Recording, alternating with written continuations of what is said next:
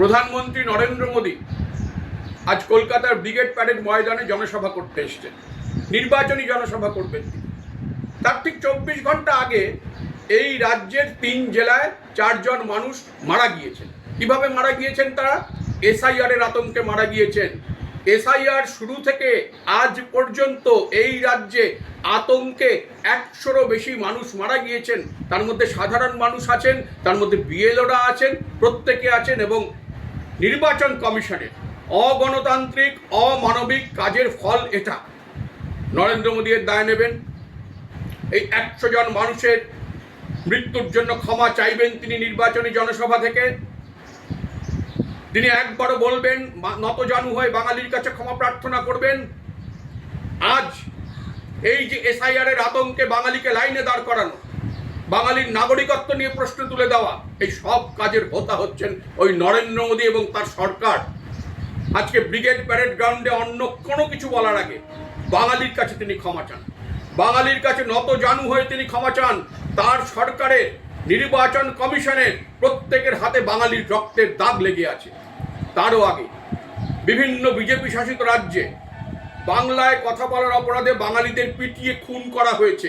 ক্ষমা চাইবেন নরেন্দ্র মোদী। সৎ সাহস আছে ক্ষমা চাওয়ার। বাঙালির কাছে নতজানু হয়ে ক্ষমা চাইবেন। বলবেন যে হ্যাঁ, আমি অপরাধী, আমি প্রধানমন্ত্রী হিসেবে বাঙালিকে রক্ষা করতে পারিনি ভিন রাজ্যে। বলবেন। তিনি কি মনে করেন তিনি বিজেপির প্রধানমন্ত্রী? তিনি তো ভারতের প্রধানমন্ত্রী। সমস্ত ভারতবাসীকে রক্ষা করার দায়িত্ব তার। তাহলে ভিন রাজ্যে বাঙালিকে প্রাণ হারাতে হলো কেন? জবাব দিতে হবে নরেন্দ্র মোদীকে। আজকে নরেন্দ্র মোদীর জনসভায় সে দুর্গা পুজোর থিম প্যান্ডেলের মতো করে পেছনে দক্ষিণেশ্বর মন্দির সাজানো হয়েছে। এই দক্ষিণেশ্বর মন্দিরে থাকতেন ঠাকুর রামকৃষ্ণদেব। তিনি বলেছিলেন, যত মত তত পথ। নরেন্দ্র মোদীর ভারতবর্ষে আজকে যত মত তত পথের কোনো জায়গা নেই। নরেন্দ্র মোদীর ভারতবর্ষ আজকে বিজেপির মতকেই শুধু প্রতিষ্ঠা করতে চায়, ধর্মীয় ফ্যাসিবাদকেই শুধু প্রতিষ্ঠা করতে চায়, সেখানে বহুত্ববাদকেই নষ্ট করতে চায় নরেন্দ্র মোদীর সরকার। ওনার লজ্জা হবে না আজকে দাঁড়িয়ে পেছনে দক্ষিণেশ্বর মন্দির সাজিয়ে উনি যখন সংখ্যালঘুদের আক্রমণ করবেন, যখন বলবেন যে এই ভারতবর্ষে সংখ্যালঘুদের কোনো জায়গা নেই, এই কথা বলতে ওর লজ্জা করবে না?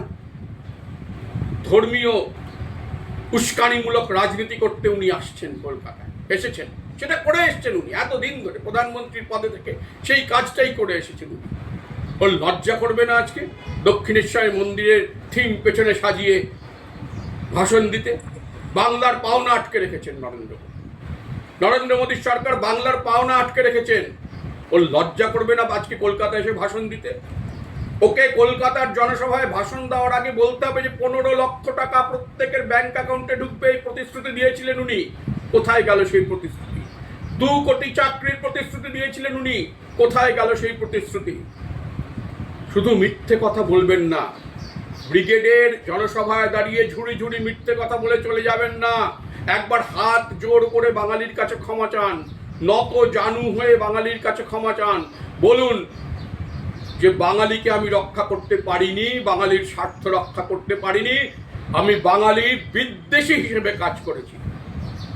আজকে ব্রিগেডে উনি ভাষণ দিয়ে চলে যাবেন ঠিকই, কিন্তু বাঙালি এই বাঙালি বিদ্বেষী প্রধানমন্ত্রীকে ক্ষমা করবে না।